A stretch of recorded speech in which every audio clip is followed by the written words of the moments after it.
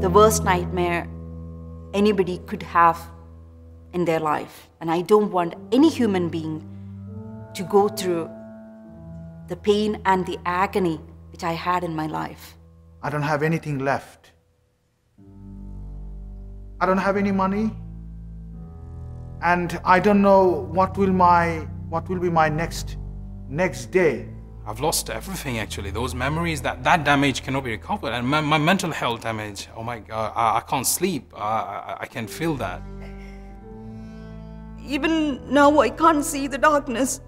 If I'm in a closed environment, I'm so scared. I get panic attacks. I'm still suffering.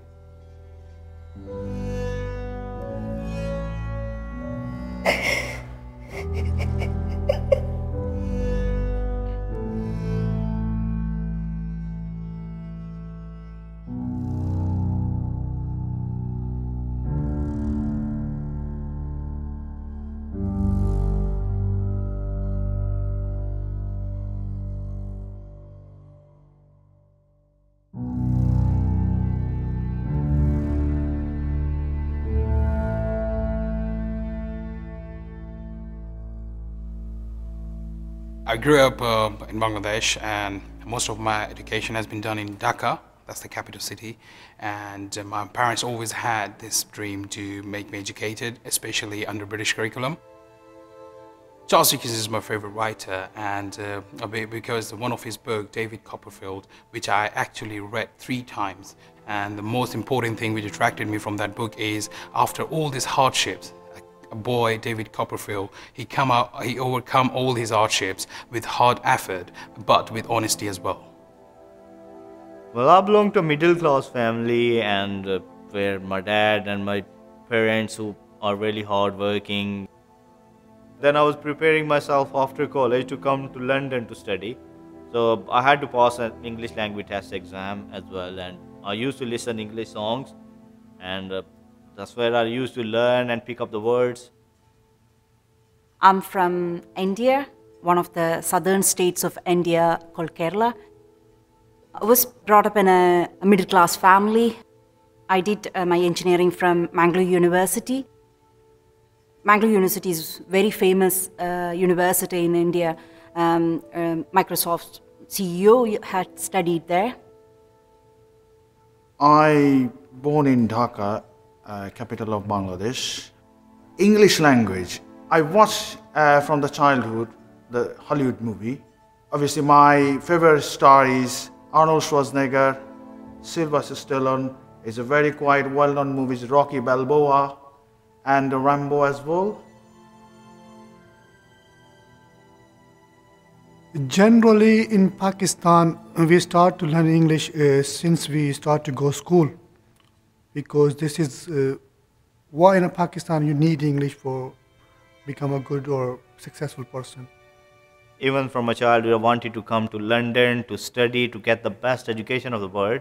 Best thing is the education system of this country is amazing, which is all around the world. I thought I will have a better reputation if I have a university degree from UK, and that's the reason I came here.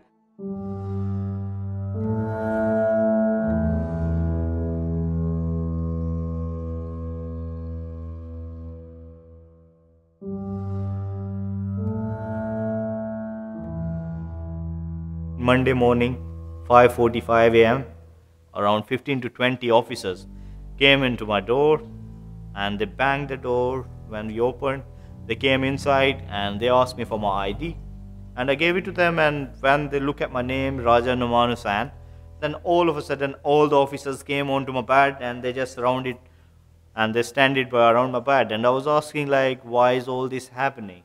They banging my main door, came in and said, Mr. Amin, you need to go with us. We need to take you onto the detention center. So I said, what is the reason? So the one officer said, you did deception for the English language test. I was actually campaigning for my classmates who are already affected with this English language test scandal. One day what happened, I went down stairs. So, and I asked them that, can you find out my class timings, which day is going to be? And then she said, actually, Waqar, there is bad news for you. And then she said, they have withdrawn me from the university. I was walking through the Shepherd's Bush Green. I saw a police van coming, and we just ignored because we always see police van in Shepherd's Bush Green. But 2 police officers got out of the van and came to us and looked at me and said, "Are you Nitin Chand?" And I said, "Yes, I am." And they said, "You are under arrest." They came with 15-20 people all around my room, like I'm a criminal or something. So when I opened the door, so one of the guys, he said to me, "Mr. Islam, you're going to be arrested." And then they put the handcuff, and then they arrested me, and then after that they detained me straight away. So it was so like embarrassment for me, the way they treated me. They took me to Hammersmith police station, and then they put me in the cell. I said, I'm claustrophobic, I have PTSD, please don't do this. And I was crying, and he said, "This is what you have to learn when you do mistake." I said, "I've not done any mistake." The person I was kept with, and I asked him, "Why are you being detained for?" And he told me he actually murdered somebody. The police officer came and asked me, "Would you like the immigration officer coming to the cell, or you have to wait?" I said, "No, I have to know as soon as possible, so please ask him to come." And then he came. As soon as I saw him, I hugged him, and because he was the only one could tell me what is the mistake and why I was there, and I didn't know why I was there.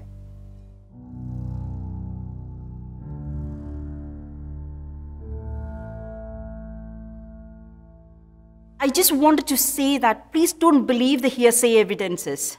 Please talk to me and just understand whether I can speak good English or not, whether I can write this test or not. Please tell me whether if I have to use a proxy to write this test. This was the reason I went to the parliament and I went everywhere to fight against this accusation on myself and for anyone. The accusation, it seems that is totally untrue, unrealistic. In the first place, before you get into the test room, you are checked by an inspector who is actually an independent inspector who is set by the ETS, who checks the passport and pictures. And then it was a lady that day, and she comes again when you're doing the test to check whether you are or not sitting in your own test table or not. Even on the test center, they got the cameras, they got the teachers who was watching like how the test has been taking place. And even on that particular date, I still remember, there was a visit of UK border agency who came there and who actually looked at the exam, how it was taking place. They checked it and they said, okay, everything is fine. And it was so easy, so straightforward. Anyone can do it with a little bit English experience. Me using a proxy is absolutely, I would say, it's a joke. And the sad part is there might be any evidence coming against you, but the officials must have taken another step, an academic scrutiny. They didn't interview me. They didn't allow me for another test, which they have done to many others. If they have any proof, they should bring out. They should give me a proof. You know, this is 4 years now. They keep saying, but they do not have any proof. So this is not true. If someone can say anything, you have to prove it.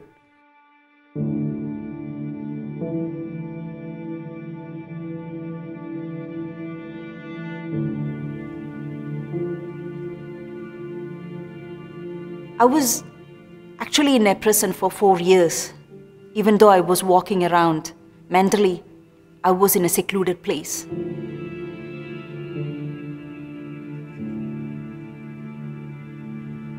My father don't know the entire whole story, because he has got so much respect for British culture, and they will never believe it. If we talk about my family, my parents, if I tell them I'm innocent, so they say, you need to prove yourself into the courts. Don't tell us you are innocent. If you're innocent, there's a UK got very good justice system. Why don't you go to courts and prove yourself? My life has shattered, actually. Everything has changed that one day, and it's going on and on and on. It's not stopping. I never ever thought this was happen, and still I'm being traumatized Still I'm feeling depressed because of this decision. I had a suicidal attempt in 2 or 3 times. I was even eventually researching the best way to suicide, you know. After, I had a feelings like an empty pocket, an empty stomach, and broken heart, and after a hopeless future. So, what could be the worst than these things? This is the worst thing I had in my life, I won't be able to travel anywhere else in the world to complete my studies. If I apply for a student visa or any work permit visa, I will be most likely to be rejected. Now, I don't have anything left. I don't have any money, and I don't know what will be my next day. I have to think every day what will be my next day. I've lost everything actually. Those memories, that damage cannot be recovered. And my mental health damage, oh my God, I can't sleep. I can feel that. Every day when I close my eyes, when I try to sleep, those days, the banging of the doors. If I hear a rattling on the door, I used to get up and I used to cry with loud noise. It's so horrible. Even now I can't see the darkness. If I'm in a closed environment, I'm so scared. I get panic attacks. I'm still suffering.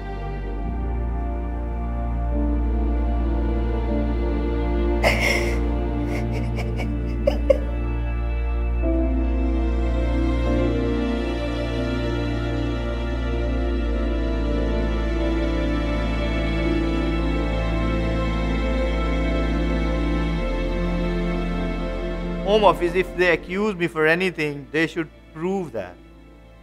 And if they're not been proven, let the judge decide and let the judge see the whole thing and the whole story.